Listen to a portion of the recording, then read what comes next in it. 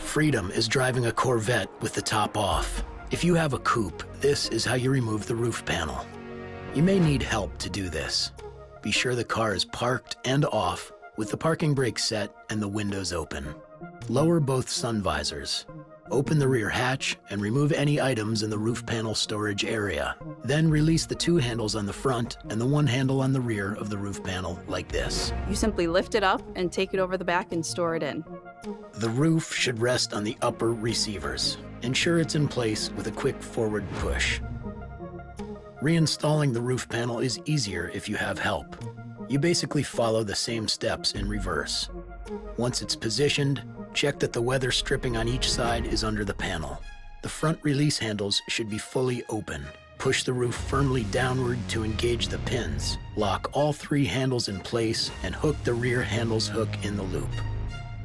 Now for the convertible. You get the looks of a coupe, all the utility of a coupe, and the push-button convenience of open-air driving. Before opening the convertible top, remove all objects that may contact a convertible top when it is operated. The trunk must be closed. Start the vehicle or place it in accessory mode.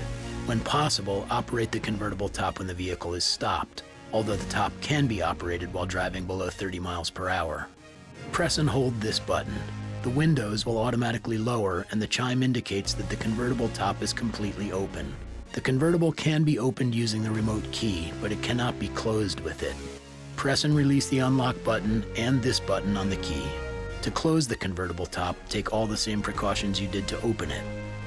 Early feedback from customers are very excited. We expect that once those get on the road and people get to see them up close, we're going to have some converts from the coupe to the convertible.